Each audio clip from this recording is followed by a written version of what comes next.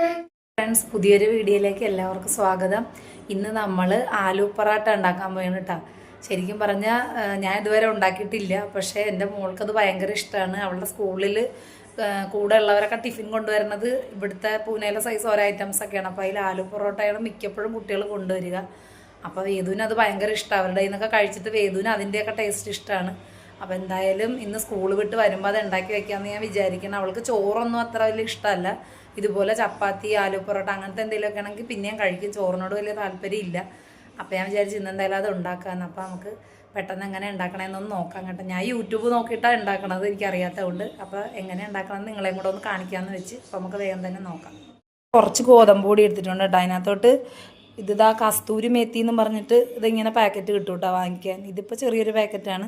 അപ്പോൾ അത് കുറച്ച് ഈ പൊടി കുഴയ്ക്കുമ്പോൾ അതിനകത്തോട്ട് ഇട്ട് കൊടുക്കും. പിന്നെ കുറച്ച് ഉപ്പും വെള്ളവും ചേർത്തിട്ട് നമുക്ക് പൊടി ആദ്യം ചപ്പാത്തിക്ക് കുഴയ്ക്കുമ്പോൾ തന്നെ കുഴച്ച് വയ്ക്കാം. എന്നിട്ട് നമുക്ക് പിന്നെ ബാക്കി ഉരുളക്കിഴങ്ങിൻ്റെ സബ്ജിയുടെ ബാക്കി പരിപാടിയൊക്കെ നോക്കാം.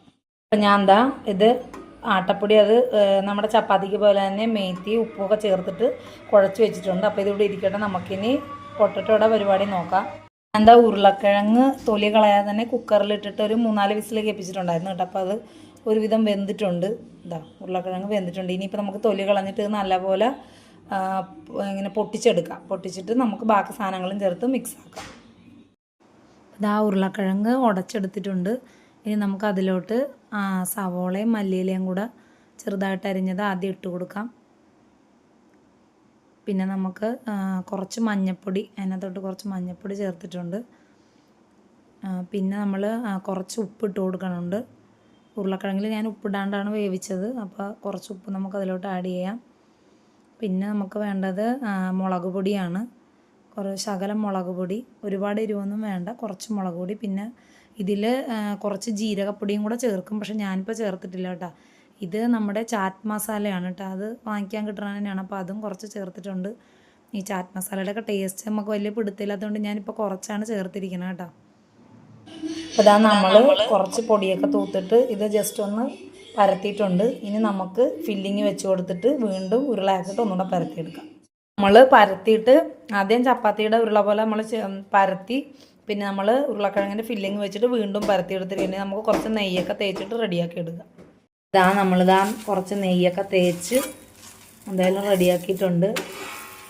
കളറൊക്കെ കണ്ടിട്ട് വലിയ കുഴപ്പമില്ല. ഇനിയിപ്പോൾ കഴിച്ച് നോക്കിയാലേ എങ്ങനെയുണ്ടെന്ന് അറിയാൻ പറ്റുള്ളൂ. നല്ല മണമൊക്കെ വരണുണ്ട് കേട്ടോ. ഉരുളക്കിഴങ്ങിൻ്റെ മസാലയുടെയൊക്കെ മണം വരുന്നുണ്ട്. നമ്മൾ കുറച്ച് നെയ്യൊക്കെ തൂത്തിട്ടുണ്ട്. നമുക്ക് തൈരും കൂട്ടിയിട്ടാണ് ശരിക്കും കഴിക്കണത്. പിന്നെ ചട്നി എന്തെങ്കിലും ഉണ്ട് അതൊക്കെ കൂട്ടി കഴിക്കുമായിരിക്കും. അപ്പോൾ ഇവിടെ ഇപ്പോൾ തൈരാണുള്ളത്. അപ്പോൾ നമുക്ക് വേദൂസിന് കൊടുത്ത് നോക്കാം എന്ത് പറയുമെന്ന്. ഇതാ നമുക്ക് വേദൂസിന് കൊടുത്ത് നോക്കാം. ഇതാ ഞാൻ തൈര് എടുത്തിട്ടുണ്ട് കറിപ്പാത്രത്തിൽ. പിന്നെ ഇതാ കാണുമ്പോൾ നല്ല ഭംഗിയൊക്കെ ഉണ്ട്. ഇനി എങ്ങനെ ഉണ്ടെന്ന് വേദക്കുട്ടി കഴിച്ചിട്ട് പറയും. കഴിച്ചു നോക്ക്. കുറച്ച് സൈഡിൽ നിന്ന്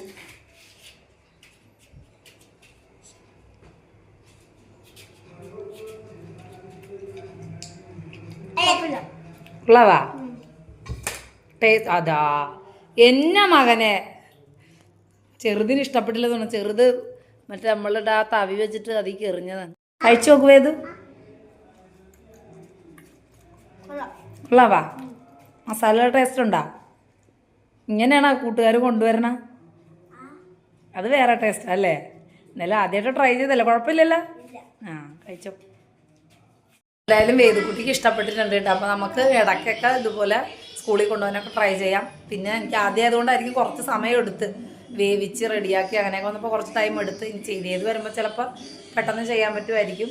അപ്പോൾ നമുക്കിനി അടുത്ത വീഡിയോയിൽ കാണാം. എല്ലാവർക്കും ടാറ്റാ. എല്ലാവരും സബ്സ്ക്രൈബ് ചെയ്ത് സപ്പോർട്ട് ചെയ്യണേ.